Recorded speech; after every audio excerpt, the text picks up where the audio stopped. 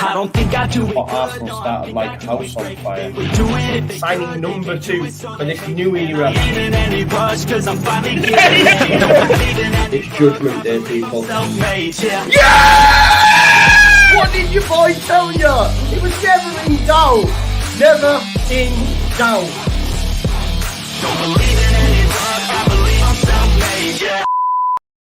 Now then, people, welcome back to the Just Joe Football Show. Happy Friday, happy return of the Premier League as well. As you can see, it's just me and Corey tonight. No one else has bothered to show up. But listen, we're the best two on this show anyway. This is what you come for, really. So it's all good. It's all good in the hood. Corey, how you been, mate? It's been a long time, pal. Yeah, mate. I've been all right. I've been struggling a little bit without the football. I can't lie. I'd say I'm looking forward to getting up there tomorrow.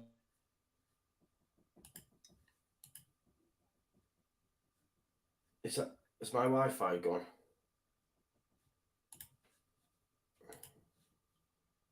Oh, has my Wi-Fi gone here? What's happening?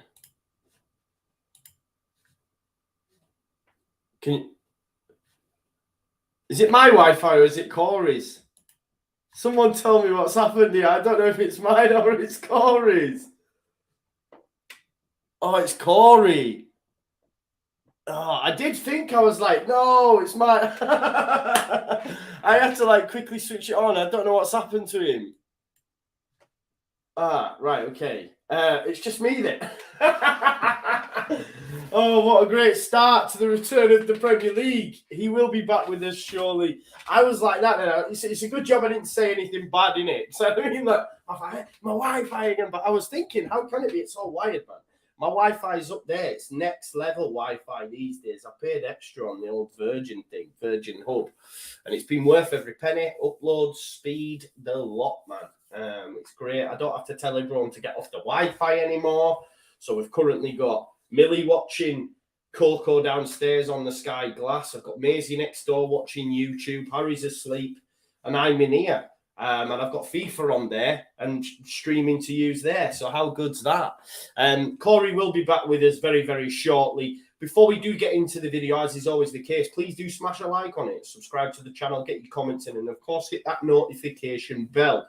I do believe he is back with us now, so let's welcome him back. Mate, you all right? It was literally Just Joe, wasn't it? For like a good yeah.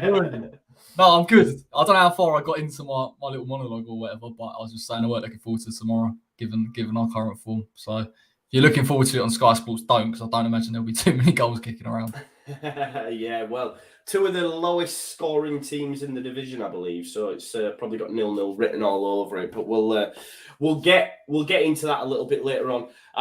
What I need to do as well, folks, remember that this video is actually brought to you by Final Runner. Obviously, when we first teamed up with Final Runner, we then had the Queen's death. We then had loads of games cancelled. So everything got put on hold. However, they've set up from this weekend's games. I've entered. There's 15 hours left for you to enter. It's £10 a goal. There's currently 31 players entered into it and a pot of £263.50. So if you want to get involved, please do. I'm going to make my selection now while I'm on. Corey, what are your thoughts? It's a bit of a hard weekend. What do you reckon? Liverpool at home against Brighton? No. No, you don't fancy that? See, yeah. Knowing what I know, having done a bit of research, I'm going them. Yeah. Which is, yeah, I'm going Arsenal. I'm going to go Arsenal, which is quite a big one against Spurs, but I suppose it's. But then I'm losing Arsenal. That's the thing, isn't it? Yeah. Why is it not letting me select? It's not good, is it? I'm promoting it. It's not letting me select. Let me refresh this. 1 sec.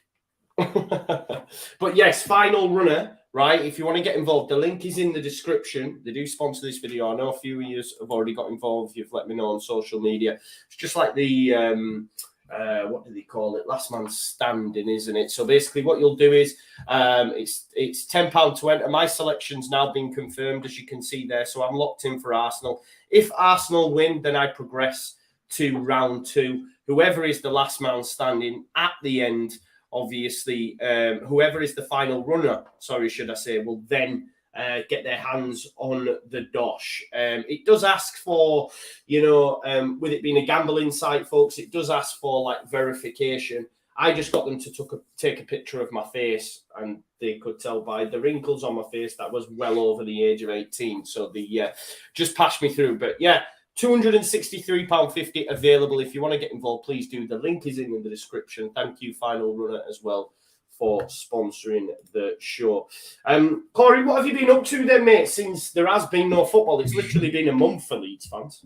Mate, naff all. Like, don't get me wrong, we played, didn't we? We played against Everton, and again, that wasn't spectacular. But I have to be honest, I know we said about it before we came live, I thought, although England played horrifically against Italy, I thought there was an improvement in the performance against Germany, albeit with a couple of errors in there. But it's so interesting because I've seen the group chat flying off, Southgate in, Southgate out. And it's such international football is such a novelty in some respects because you can't read it like a club side. And I know we've seen club managers now transition to international football, but Southgate's got something about him, not tactically, but something in terms of those players and that squad. And to be honest, if you're going to take anything from it, take the playing side aside, I think those players played for him in those last 15, 20 minutes and they knew the importance of it. And it was nice. If we'd got a 3-2, he'd have been pictured all over the back of the pages. Gareth Southgate, he's back. So I feel a little bit more renewed in somewhat, at least going into this World Cup, that listen, these are, we've still got quality in this team and we can go somewhere.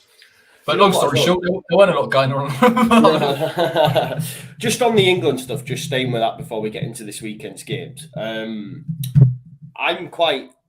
was quite staunch on Harry Maguire. You know from our group chat, I support Gareth and what's going on, and I get why people don't agree with it, but that's just my opinion. I think he's been the most successful English manager since Alf Ramsey. It's not as if we were winning Euros and World Cups before he came in, and therefore we've dropped off. We've actually improved under him. The football might not be great, but we've improved. But I was also quite staunch about Harry Maguire, just never letting us down for England. But I think it's got to the stage now where he's that devoid of any sort of confidence. Like, for example, that second goal, or it might have been the third goal they scored for, no, it'd been the second when they went 2-up, Havertz. If that's any other player, Corey, and they lose that ball that high up at the pitch, a goal's not scored from it. But because it's Harry Maguire, and when you looks down, like, can you imagine him thinking, oh my God, he lost the ball high up the pitch, Havertz goes and scores a worldie. You know what I mean? Yeah. Like, when I watched it the first time, I did go, that's another error. But when you actually watch it on the replay, you are right. There's a lot going on before Havertz gets to that point. And to be honest, I don't think England have been that convincing when defensively we've set back. We've actually allowed teams to have space on the edge of the box, and it's hurt us. And unfortunately, it was down Maguire's side. Again, Maguire is such an interesting one because albeit he had 2 errors, and I don't know whether that's because he hasn't played much football, and I don't think that lends into it particularly. But he still can perform at a decent level for England. I don't get away from that. And I'm one of them people that, listen, I think we saw with Nick Pope, and people have spoken about Jordan Pickford and is he a good goalkeeper? Is he good enough at club level? International level, he's very rarely put a foot wrong. So I think that speaks for itself. But yeah, Pope showed for me he's definitely not international level. But that's a sad thing because this is what I'm saying. It's all on margins with international football. Yeah. If he doesn't make that error, England win that game, and the Maguire error maybe goes under the radar a little bit, and you know, Mason Mount's putting out Instagram posts saying never say never on a 3-3 draw, and there's a 3-2 win, and the whole mood changes. So, but Maguire's an interesting one, mate. I think I'm going to try to reserve judgment going into the World Cup a little bit, and let's just see how it plays out because I remember after the Scotland game, it was 0-0 in the Euros, and I thought this team is nowhere near ready to go and win it, and we got to a final. So anything can happen. And obviously, I know like Oscar's pretty staunch on Trent. I did not understand the outpouring from certain sections of the English fan base for Trent. I think this season he has been woeful. So I don't care about, he's going forward, it's this, it's that, it's an option. If you don't put him in the Euro squad, he's definitely not putting him in the World Cup squad based on his performances so far. Genuinely, watching Trent at times defending this season, it has been comical. Comical. Yeah. But the Napoli goal and that, what they doing, man? Trent's a weird. The first thing I'd say is I'm a bit of a Trent sympathiser. So I there's part of me that thinks if you can get the right system, you can play to his strengths. He's an unbelievable player, and he's definitely got quality. It's not he hasn't been brilliant this season, and particularly when he's sort of jaunting around and not really tracking his man, I agree. It's not a brilliant look. Having said that, Klopp's asking him to play a certain role, more advanced, probably less so as a conventional right back, and Liverpool's defence hasn't been brilliant. But having said all of that, if Southgate's not going to use him in the World Cup and he doesn't know how to use him, how much point is there bringing him? And that's the only thing I'd say, because we're looking at left backs. I think Chilwell and Luke Shaw speak for himself. And your right backs, Walker can slip into centre back. Again, probably Reece James in a back three, maybe. And then there's Trippier. And even though I think Trent technically is ridiculous, he's world class in terms of passing, crossing, there's no denying it, I wouldn't take him if you're not going to use him. It's such a weird. It's such a weird situation, but I agree with you. He hasn't been in brilliant form. No, it's been rubbish. I absolutely think it's been terrible. Right, let's talk about for this weekend's game. As Alex tells us, football is back, baby. He does also say, as an American fan, keep Maguire forever. I'll remind you of that, Alex, when we beat you in the World Cup. Although I do want America to progress. Big up to Aronson, Adams, and hopefully Christian Pulisic once in the future, perhaps. It's double derby weekend, mate. I like that. It's double derby weekend, and it starts 12:30 Saturday morning. Arsenal versus Spurs. Doing a bit of here's Sohan. Look, one of the followers, an Arsenal fan. He says North London derby. I'm so nervous. Well, I know you are an Arsenal fan, mate, and it turns out the majority of fixtures in the North London derby go to the home side, Corey. The last 16 London derbies have been won by the home side. So is Arsenal a banker at home against Spurs? I don't think it is. Like, it should be, right? And listen, Arsenal Spurs fans will tell you that I've never seen both fan bases so confident when it's at their place. They genuinely believe that's going to happen. And to be honest, history would tell you that that's the case. But there's something about Spurs, and I just wonder on that counter whether they can really hurt Arsenal. And Arsenal have got to be careful. And I think this is a real big test for Mikel Arteta, which is such a common phrase at the minute. But after Manchester United away from home, dominating possession, again, a little bit vulnerable in the transition, does Conte, who's a master at that, look at it and think, actually, these lot can be vulnerable. And I think, to be fair to Arteta in that Manchester United game, had he kept his nerve a little bit longer, it would have paid off. So it'd be interesting to see whether he can do that. But I don't know. I've got this feeling. I've got this feeling Spurs are going to rock up and produce something. And Tottenham this season haven't been fantastic at all, and they've definitely not been at Arsenal's level in terms of dominating games. But they still have won, and they've still got results. So I don't see it's going to be impossible. But listen, I'll probably be sitting here on Monday and Arsenal 1-2-1, and it's the same. So I don't know. Yeah, it's quite interesting you mentioned about how that Man United game, because I had that to ask you the question is, Arsenal probably do need to be worried about how Spurs are set up, because Man United, obviously Ten Hag is not playing the way he would like to. He's almost going back to what Ole used to do, counter-attacking football. And it's clear to see that probably Spurs are the best team in the division at doing that. I was listening to something earlier, and in terms of positional sense, Spurs are the deepest on average of any of the top sides within the division, because they do just like to play with that low block and then spring on the counter attack. And when you've got players like Kane, Son's hitting fine form as well, with his hat trick last time out, this is probably, if it goes that way, Arsenal definitely need to be worried, because Man United shown they can be susceptible to that, and Spurs are the best at doing it, right? Yeah, I agree. I think the other area that, again, Arsenal could come a little bit undone is if Spurs go to 3-5-2. and they throw Basuma in there, and they have a 3-man midfield. I think Tottenham actually look better. The thing is with the Conte team, and I know he plays with a 2-man pivot, you've got to have so much technical quality. And I actually think Højbjerg's done well this season, to be honest, so far. And I know Bentancur's got the ability, but when you've got 3 in there, and Arsenal are going to overload so many times, particularly with Saka, Martinelli, Xhaka. We've seen Xhaka picking up really advanced positions as well.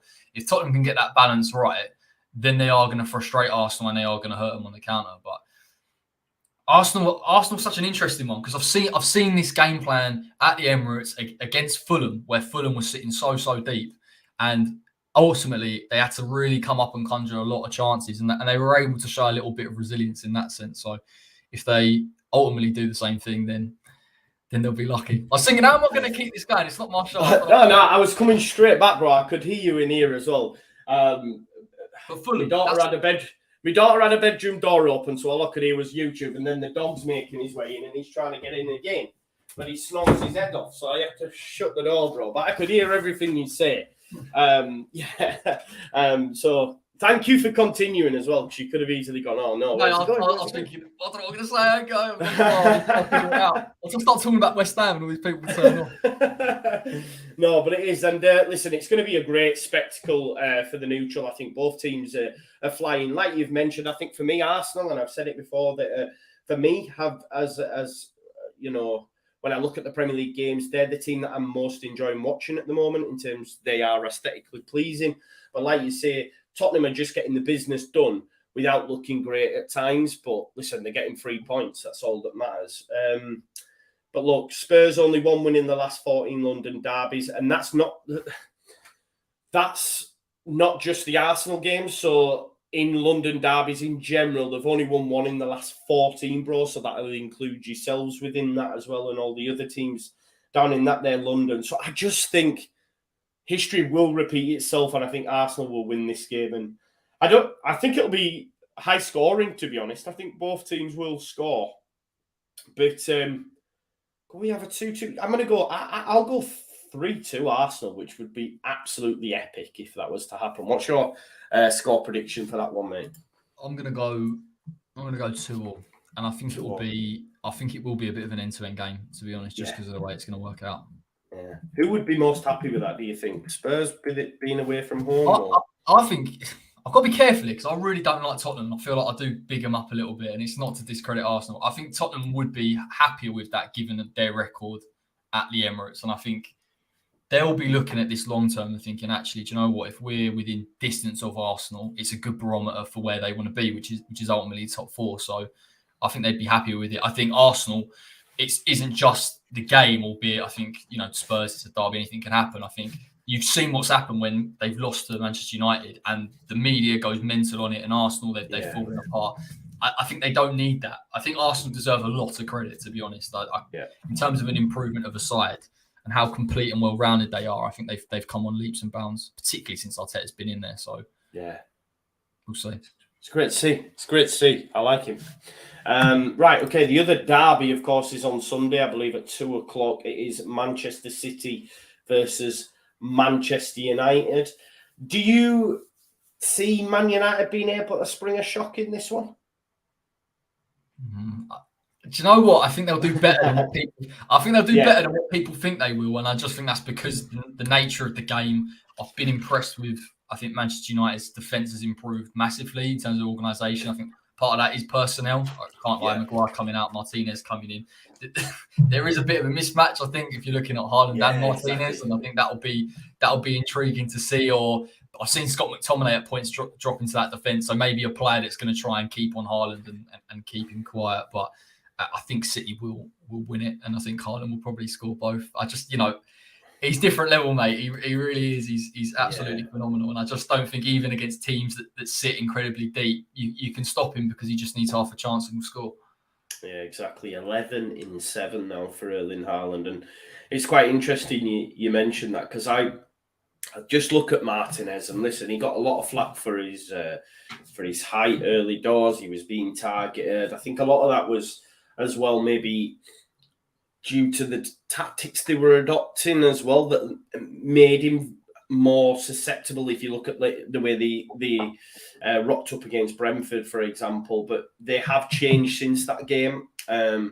and him and Varane have both looked good. They have both looked good as a centre-back partnership, but Haaland's a totally different kettle of fish, isn't he? And I think he'll target Martinez.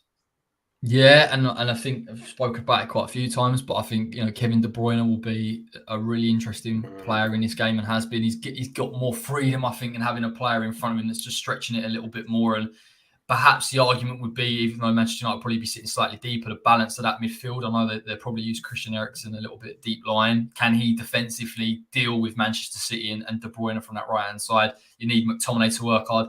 I've seen on the Big Six the other day, they were talking about maybe Casemiro and McTominay playing together to try and deal with that. And maybe Ten Hag will look at it, but I don't think you can take Eriksen out. I've heard he was brilliant against France the other day. So it's intriguing. But I think, for Manchester United fans and looking at them as a team, although they're not scintillating and they're playing unbelievable football, I think what they are doing is getting a little bit of momentum and there's a bit of stability there in terms of what they want to do. It's not the end of the world to go and to lose to Manchester City, but I think they'll make it difficult. I really do think they'll make it difficult for them.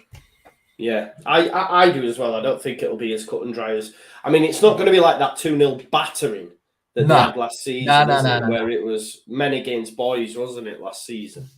Do you know what? That 2-0 and the Liverpool 5-0 were some of the most dominating performances I've seen in a long time. And I watched that 2-0 and it was Pep was toying with him. He could have had 4 or 5 if he wanted to, and he literally took the foot off the gas second half. So yeah, they're a long way away from that. And I think Man United fans will probably be quite happy with it. Yeah, I think Rashford out as well.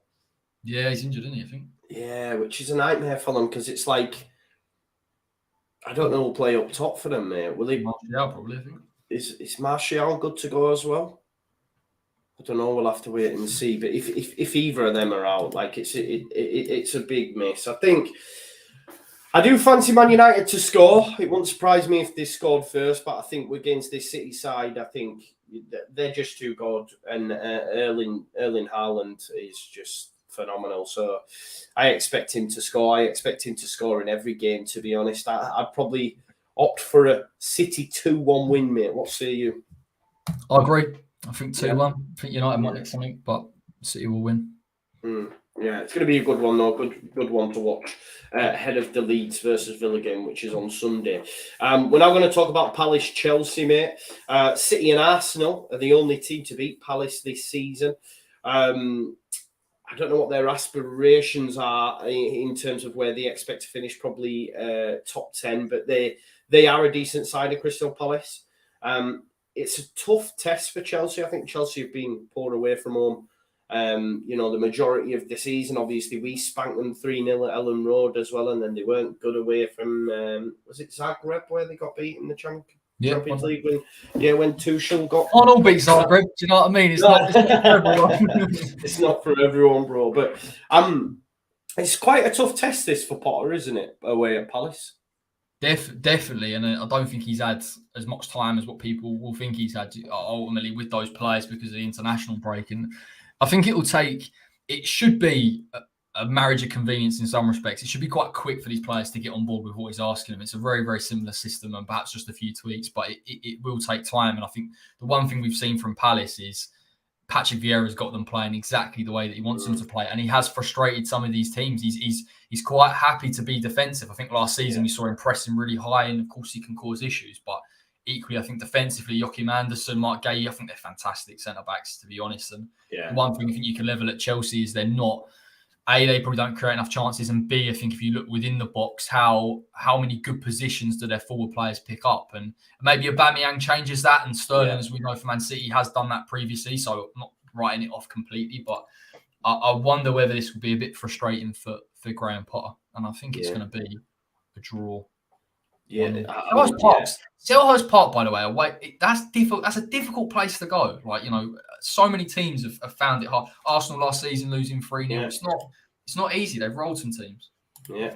No, they are. They're a very, very tough nut to crack. And to be honest, it's quite laughable now when I think back to Patrick Vieira was my tip for the first manager sacked last season, and he's just massively improved them. If you think the trajectory they've been on since Roy Hodgson was there. It's just chalk and cheese, and they've been recruiting really well as well.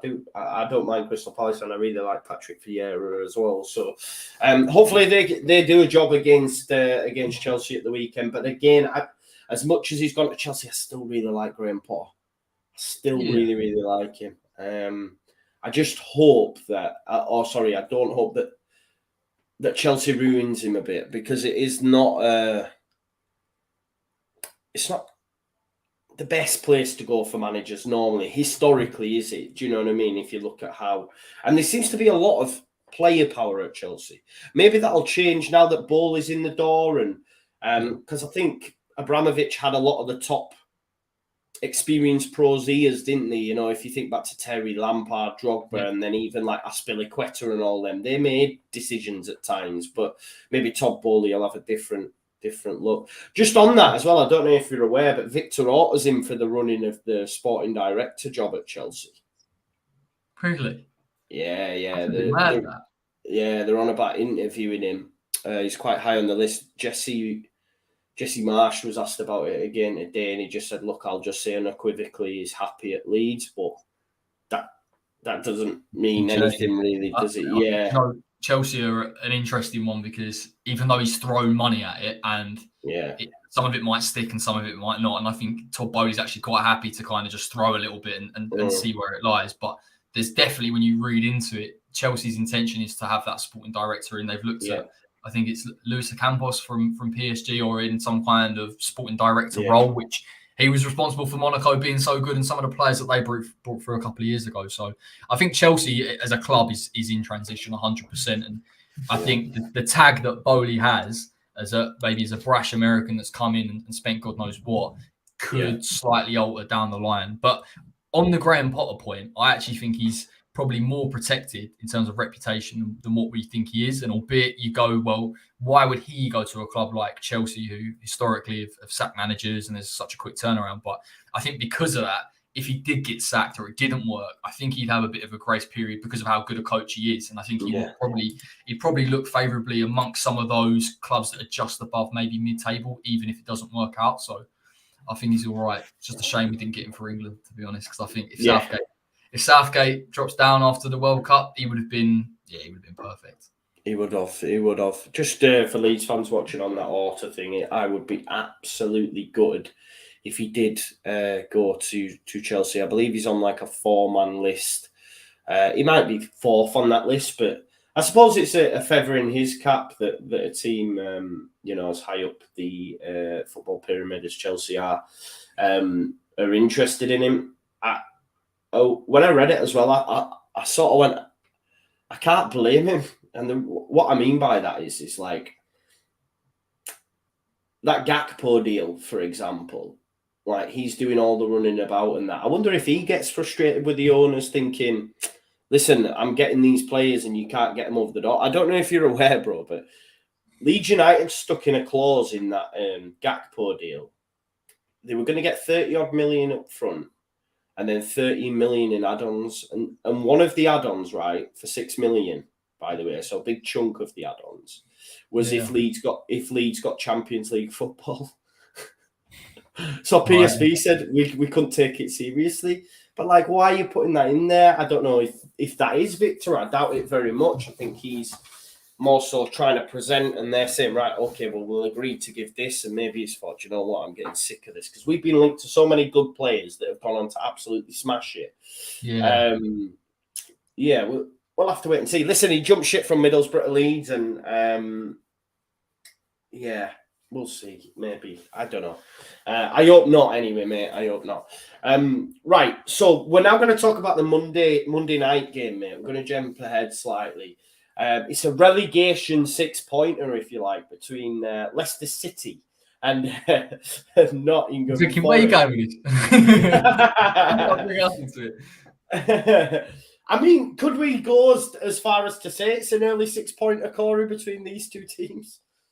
Do you know what? I don't think it's that far off with Leicester, and you've got to kind of suspend disbelief a little bit because of what they've done and how great they've done over the last couple of seasons and how good some of those players are. But I think on form and the amount of goals they're leaking and the consistent issues in the system and too many performers that are well below their level, I think you're right. I think you're really right. And I think for Nottingham Forest as well, it's an opportunity against a fellow struggler to get points on the board and get a win. And of course, there's pressure on Steve Cooper, and he's had games, and they're different trajectories as such because Cooper's been in positions where he could have won games, whereas I think Leicester have struggled so much in games and look so out of them that actually you kind of feel like they've never really had that chance. So it's a massive game, and I'd probably go as far to say if one of them doesn't get the result, or perhaps it's a convincing result to one of the others, then one of the managers is going to be in big trouble. And listen, it's a shame Locks isn't here to talk about Brendan Rodgers, but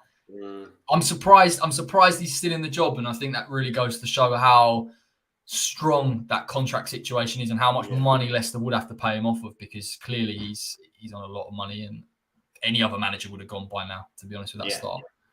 100%. And I think for me, like,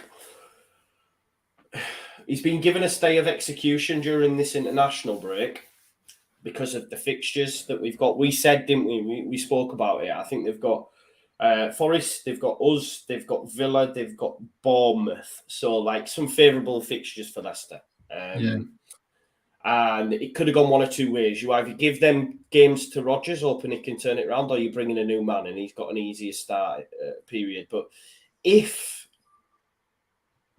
they were to lose against Forest on Monday night, it would be really bad. I mean, they've had one win in 21 games.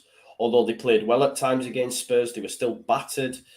They're actually now third favourites as well for relegation, which is mad when you think about it. It is really, really mad. Do you think, I know you touched on it, but if either manager loses this game, is there a chance that one of them could be sacked?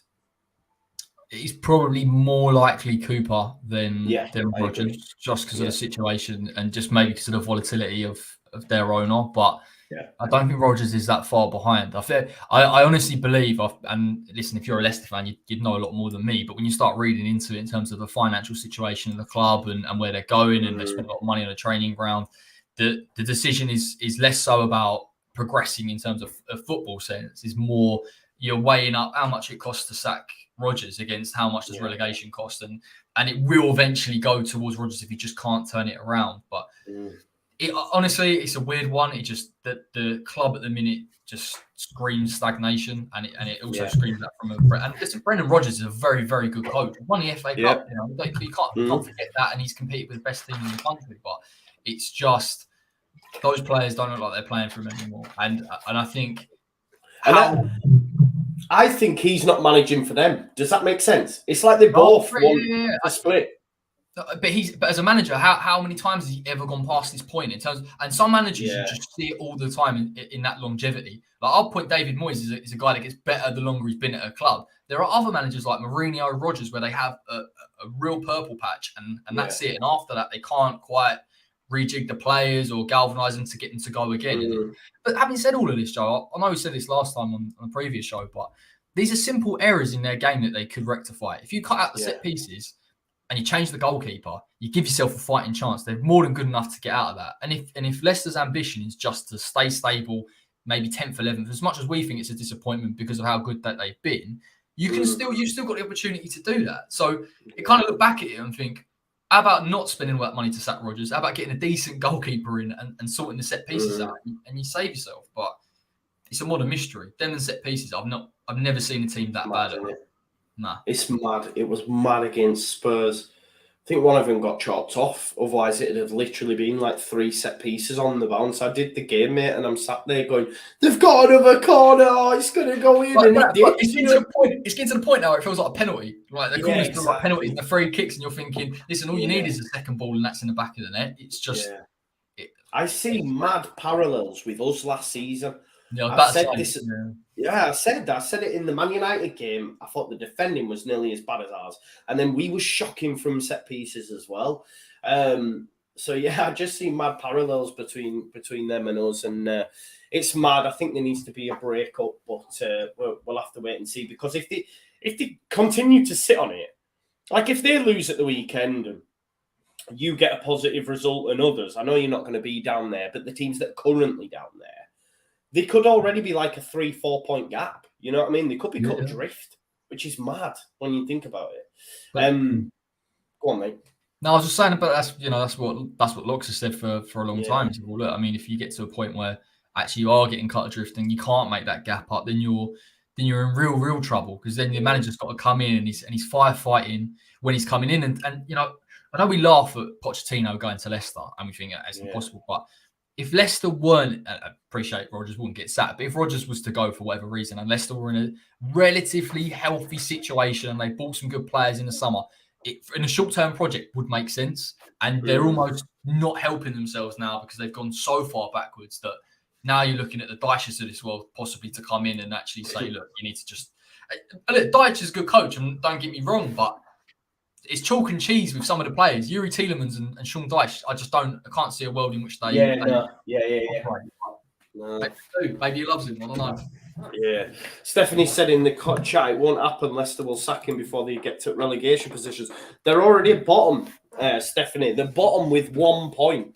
And like I say, you've got, if Forest were to beat them, that'll put them on 7. If West Ham beat Wolves, that will put them on 7. And then they're already 6 points behind. Do you see what I'm saying? So it's or 5 points if West Ham beat Wolves and Wolves stay on 6. So they are already cut adrift. If they were to lose against Forest, and I think a draw would be bad for both sides as well. It's going to be an interesting encounter on Monday anyway, for sure, because they're both leaking goals as well at the minute. Saturday's kickoff, it's the return of Leeds United. Leeds United versus Aston Villa. It's been over a month since Leeds played due to Man United's game. The Man United game being cancelled due to lack of policing. So Leeds have had a long time to stew on that 5-2 humbling by Brentford and the hat-trick by Ivan Toney, of course. Look, Leeds United have 1 clean sheet in 15 at home. There will be goals. Villa are better on the road than they are at home as well. How do you see this one going, mate, from a neutral's perspective? I think you win. I just think it's more of a Villa thing. I just don't think they're cohesive enough at the minute. It's just a little bit disjointed. I think controlling the midfield from a playing point of view is a big thing. I don't think Villa have that, and I think that's what Leeds can have. And I know you've had defensive issues, and we of course saw that against Brentford, but maybe you're looking at isolated instances. Normally you'd go Watkins against maybe Llorente. He's going to get pulled all over the place, and there's a chance here. But I actually think Villa are struggling creatively in that sense to get players into the game and control it a little bit. So I think Leeds will win it. It might help. I don't know how many international players that you've had go on break and come back, but I don't know. I wonder whether just a little bit of a pause and a rejig might help you out a little bit. Yeah, I'm just trying to think. Sinistera, I'm not sure if he'll scored, didn't he? Yes, scored 2. Player, isn't he? Player. Ball. Do you know, I'm seeing so many parallels with Rafinha, you know. I'm not saying he's of that level. He didn't do that bad either. No, this is what I'm saying, though. It's like, I'm just seeing so many parallels. And when, like, Rafinha gets his call up and he was banging him in at Brazil, and then he's doing the same at Colombia. I mean, he came off the bench and scored, like, 2 goals in 7 minutes to equal the game. He's just a baller. But the mad thing is with Leeds now, it's like, where does he get in? Of course, I'd like him to start. But you can't drop Harrison because he's had a great start. Rodrigo probably plays off Bamford and he's our top scorer, so you can't drop in. And you can't drop Brendan Aronson.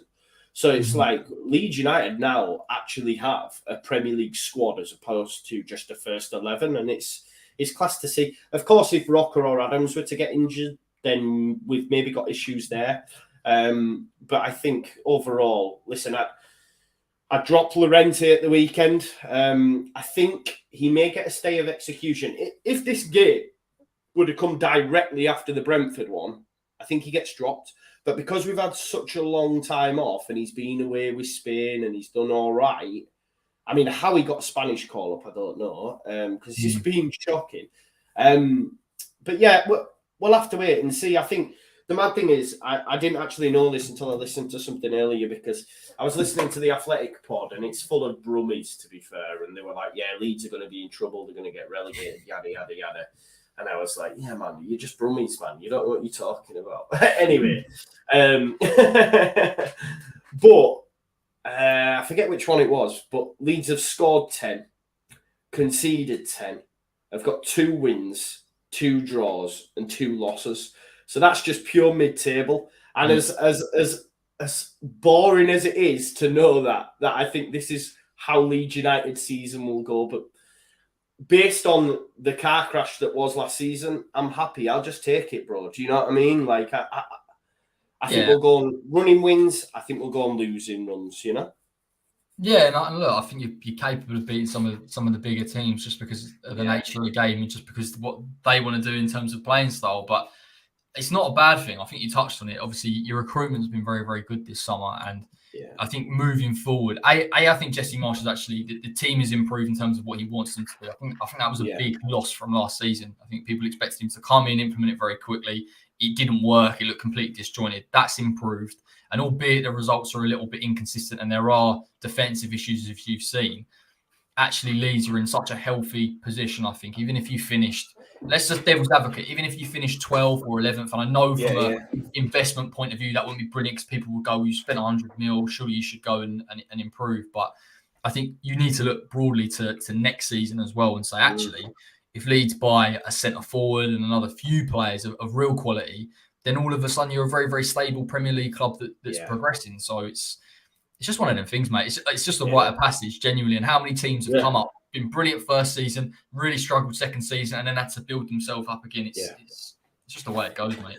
True, innit? It's not meant. There's actually not that many teams that managed to stay that 2 years. I think the last one's been Villa, then it was Wolves, and then obviously us as well, or Wolves, Villa, then us. So it is really hard to do. It looks like Brentford might do it this season as well. I can't see them dropping down, and that's what it's about. It's about getting that, you know, stability in the Premier League, and then you can really start to build, because you start to build a gap between yourselves and those that come up from the Championship, don't you? You know what I mean? That gap becomes greater. So score prediction wise, mate, I'm going 2-1 Leeds. I think Villa will score. I'm going 2-0 Leeds, I think. Nice. I'll take a clean sheet off you, mate. Definitely. I'll tell you what I'm going to ask you as well. What do you make to Meslier, mate? There's been a lot of noise about him lately. I just wanted to get, because some people don't rate him outside of Leeds. I just wanted to get your opinion on it. Is this because of the Tottenham links, or is this just general? Yeah, just because of that. And obviously, I just thought I'd ask you, because I think for me, he's probably the next one that Leeds United may cash in at some point. Not yet, but obviously we know we have to settle by. We got rid of Calv, we got rid of Rafinha. I look at the next two, you may be looking at Jack Harrison and Meslier potentially. Yeah, Meslier is an interesting one. I think when I watched him in the first season, he came up. I thought there are moments where he's absolutely outstanding, and I wonder whether because of what Bielsa was asking him to do, I don't think from a distribution point of view, he's been brilliantly consistent. But the one bit of leeway that he gets with me is he's very, very young for a keeper, and he is performing at a very, very good level. And I think give him time, those errors and those mistakes and generally experience will help him out. But I do think he's a very good goalkeeper, and I'm surprised to hear him get a little bit of a rap. And listen, I appreciate it. I don't watch him week in, week out, so it's really difficult for me to say, but he's definitely got quality, and I can definitely understand why he's been linked with Tottenham. And I don't know, like a bit of an heir apparent to Hugo Lloris. So but it gives him time, mate. Like you say, in terms of value, it will go through the roof. He'll still be, exactly. It'll be what, 24, 25, and it's one of them. Yeah, exactly. We paid $5 million for him as well, which is insane when we eventually do move him on. Alex has come with a super chat. Big up, Alex. Thanks for supporting the channel. He says, love the content, Joe and Corey, as always. 2-0 Leeds if Llorente doesn't play, an injury concerns for Villa. Yeah, I forgot to mention that, bro. They've actually got no Matty Cash, no Luca Dean, no Kamara. So that, I think that's huge as well. Like from the fullbacks, I don't know who will play there. You're probably looking at Ashley Young. I'm not sure who'll play left back for them. He looked uncomfortable, Ashley Young, when I saw him defend. Yeah, I think, was he left back or right back? I can't remember what game he was. Right back, I think, mate. Yeah, against Southampton. I thought he looked really uncomfortable. So that's an interesting one. Jack Harrison's playing, so. Yeah, exactly. So hopefully we'll put them to the sword. But yeah, Cine and Harrison says, Alex, I'm just not sure Cine will start. I don't think he can change that personnel. I suppose it changes if Rodrigo isn't 100% because of his shoulder. If Bamford leads the line, Aronson in the centre, then Cine and Harrison, then yeah, I could see that. Right, let's move it on. Hopefully Leeds United get back to winning ways. We need to. We're going to talk about Liverpool versus Brighton. I don't know much about De Zerbi, the new Brighton manager, but it's quite... given the form Liverpool have been in, I suppose it's not as bad as, say, previous seasons, but it's quite a tough test for your first game at your new club to go away to Anfield against Liverpool, isn't it?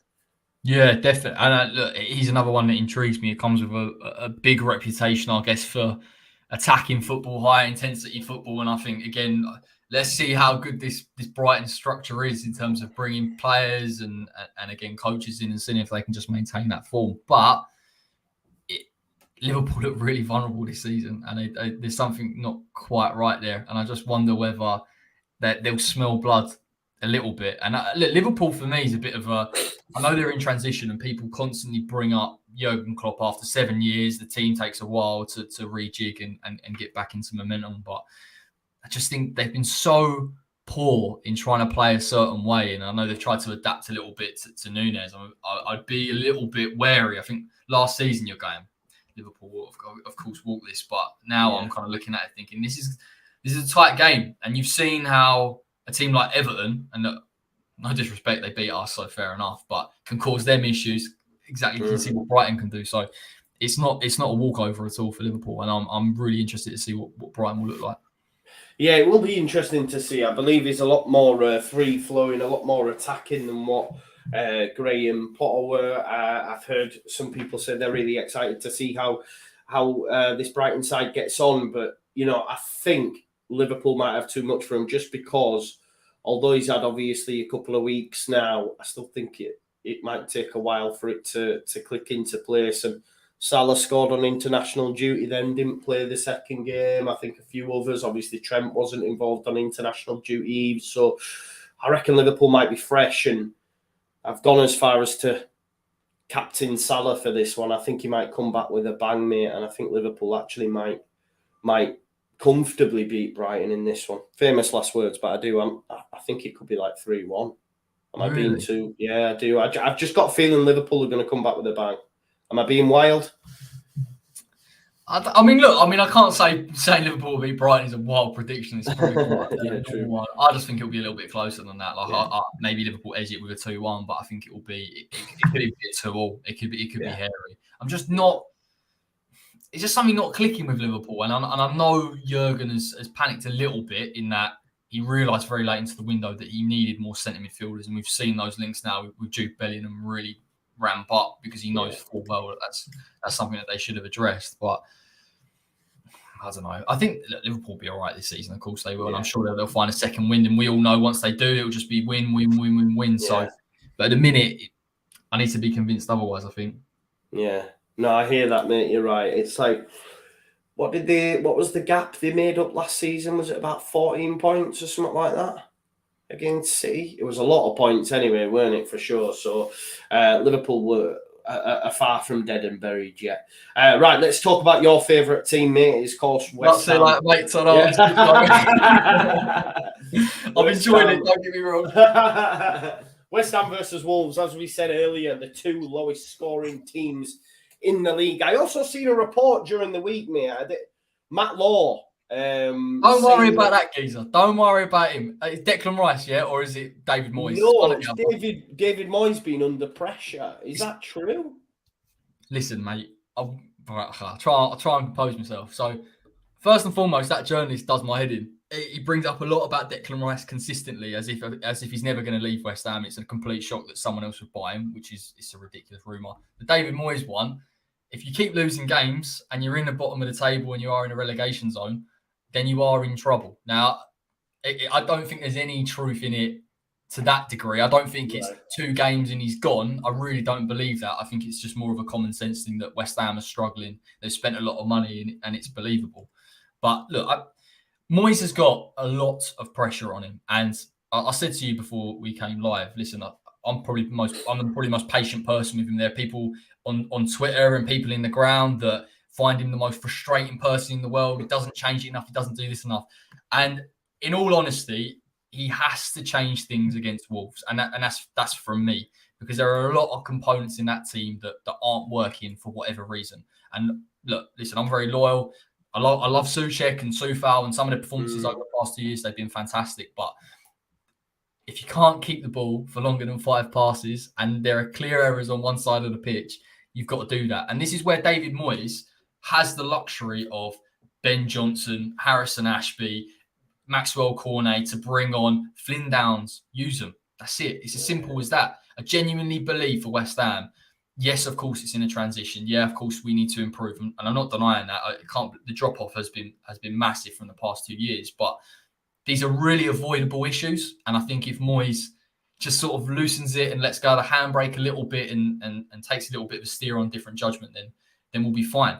But it's the problem with it is, not to sort of labour on the point, but if West Ham don't change tomorrow and it's a draw or it's a poor performance, then all of a sudden it becomes a bigger and bigger issue, and people become very discontented with it. And you may look at the board and they may think, why is he? We've bought all these players, we've spent 100 million, we've done what you've asked. No, I'm not the board's biggest fan, but they have bought the players that you asked for. Why are you not using them? And I think ultimately that will create pressure. But the only thing I'd say is, listen, Mark Noble's just joined as a sporting director. I think that's a huge bonus for West Ham. I was going to ask you about that. Is that in January? What do you make to that, bro? I can see why people ridicule it from the outside. Yeah, Don't get me wrong. And I watch a lot of football and hear a lot of football opinions, so I do understand. In terms of qualifications, he isn't up there. But the one thing about West Ham over the past couple of years has been understanding the club and understanding. And West Ham, for me, for as well as we've done, really don't have a good enough structure. And we talk about Brighton regularly in terms of recruitment and the way that they're run. West Ham don't have any of that, really. So we are reliant on certain people being in the right places. And I think whilst Mark Noble might not be the most experienced person to go into that role, I do think he's a massive influence on the football club. And I think from a football perspective and that link between Moyes and the board, he's absolutely integral. So I think he deserves that leeway. And as a fan, I feel very, very comfortable with him being in the role, because Mark Noble said in the interview, look, I know I'm unexperienced and it will take me time to learn the ropes, but I'll do everything I can for the club. And listen, I've watched him for my whole life, so ultimately I can only go on what he says. But I understand. I do understand it is a bit of a rogue appointment. It's not Chelsea and Todd Bowley and Victor Orta. As a fan, though, innit, though, if it goes well, you're buzzing with that, man. I'd love something like that. The thing is, it's almost like...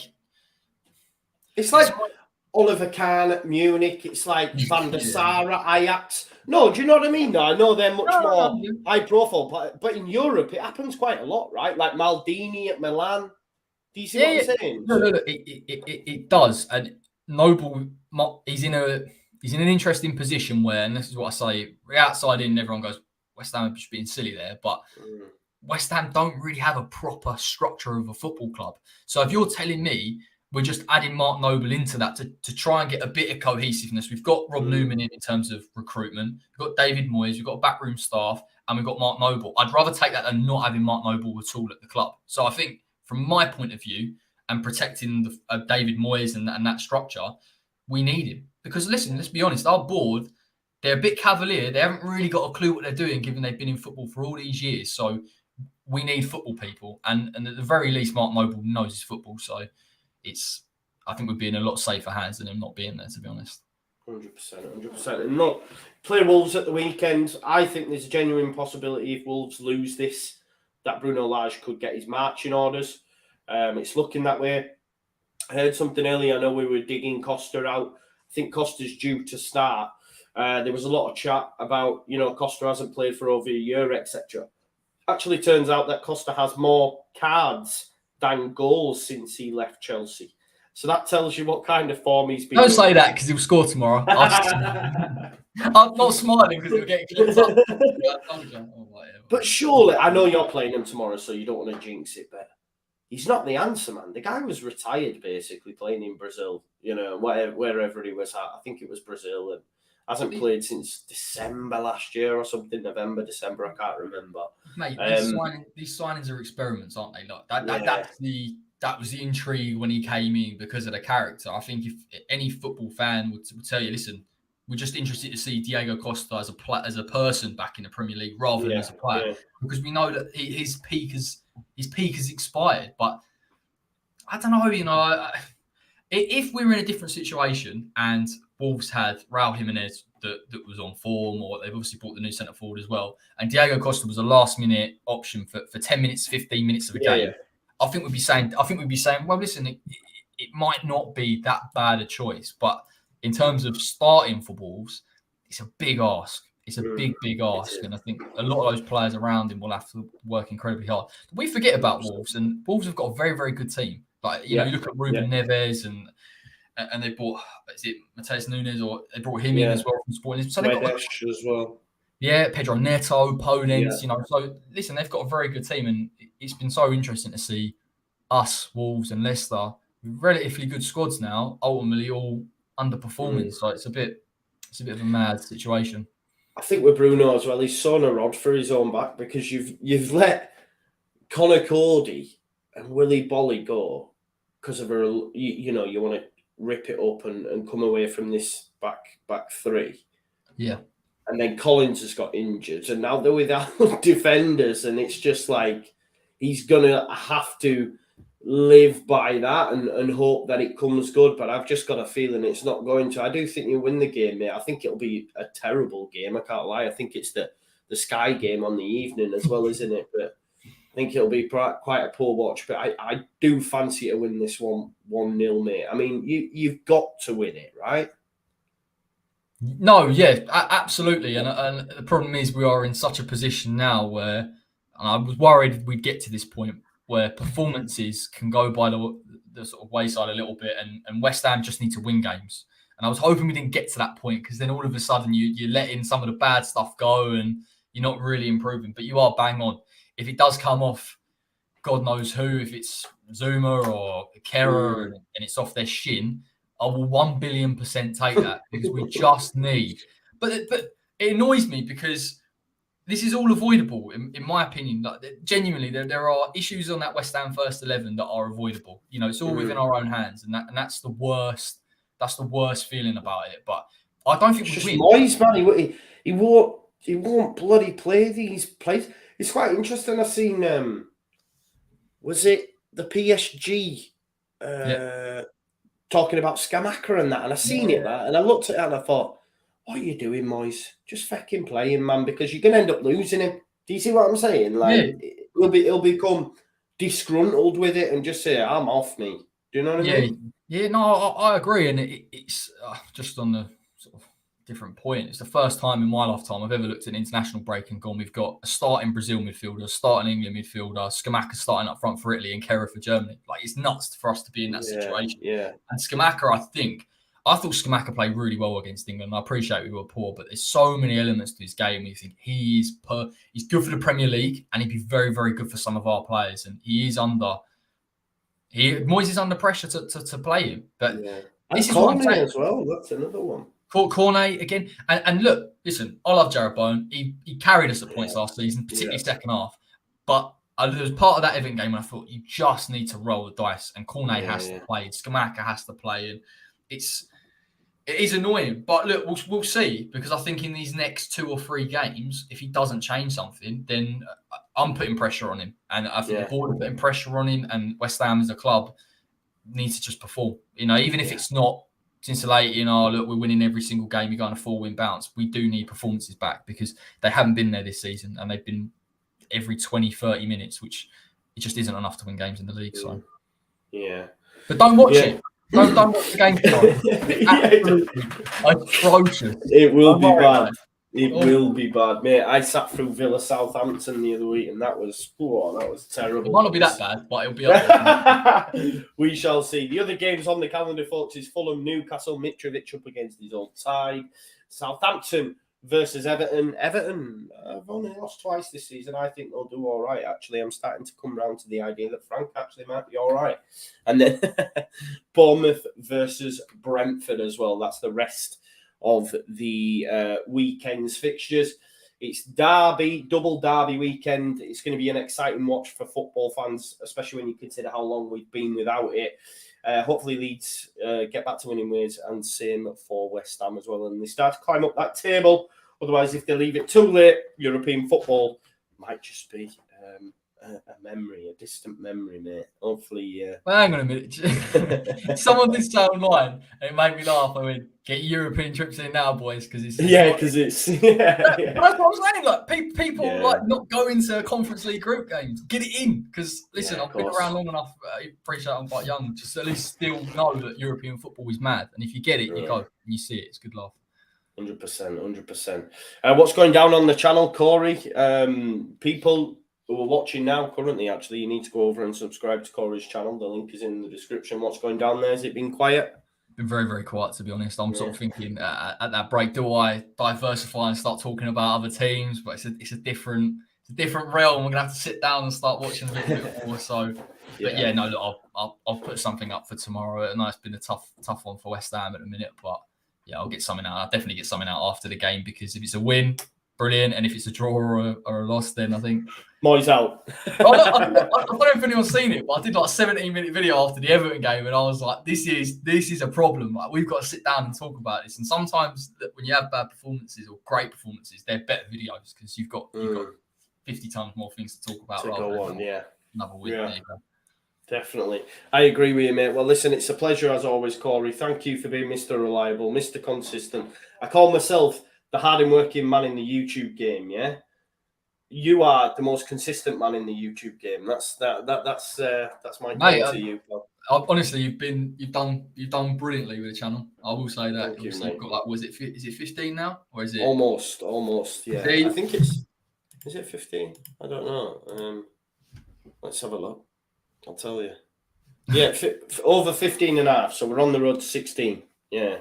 But I will say, you are one of the hardest working people I've never seen. There's me. I'm thinking video ideas. Joe's already out there. It's watch alongs, it's previews. It's class, mate. You deserve it all, honestly. Thank you so much, mate. I just enjoy doing it, man. I can't lie to you. And on that, I might be doing another FIFA vid a little bit later on, folks. So if you're stuck for something, exactly. See, look, there he goes again. It's got to be done, man. It's got to be done. I'll be playing it anyway, so I might as well stream it. You know what I mean? That's what I say. There won't be one in the morning, though. I was looking to do the North London derby, but I've got the kids and their mum is away, so no one to just watch while I do that. So it's cool. I'm going to watch it actually and just enjoy it without having to talk about it. So that'll be class. Philip says, both of you are class. Bully says, Corey, you're my second favourite hammer behind Dom of West Ham Fan TV. Leeds, says Alex. Yeah, so right. I think we'll leave it there. Thanks as always for watching, and we'll see you probably Tuesday, Corey. Yeah, if we do a review. Loads of time to get over tomorrow, doesn't it? Yeah, exactly. Tuesday we will be back. Hey Joe, how's your fantasy football league going? It's going all right, mate. It's going all right. As for who's currently leading, I'll tell you, mate, now. I've not made any changes this week, so I'm saving them. It is Chris Shepherd. Oh, there we go. That's why. There we go. I didn't even realise. Big up to Chris. Right, okay, let's have a look then. Here we go. I'll give you your moment, Chris. So Chris has asked the question. The reason being is because Chris Shepherdson is currently top of the pops in the full league. Fair play to you, mate. 487 points. This is his team as well. Big up to Chris. Edison, Trippier, Perisic, Consuelo, White, Martinelli, Son. There you go. That was the big pick for you, wasn't it, mate? Mitrovic, Haaland, and Kane. It's not bad. I want that as my front three, but it's currently Mitrovic, Haaland, and Jesus. So I'm trying to. I don't think Jesus isn't scoring enough, for me. He's not. I thought he would. Yeah, I mean, this is what I'm rolling with at the minute. Look how bold I've gone, right? I want to get rid of Sanchez because I'm not sure.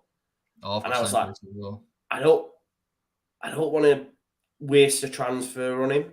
I'll just bench him for the Liverpool game. but then it means I'm putting Danny Ward in net. So that might be a bad thing, but we'll see. I'll tell you mine.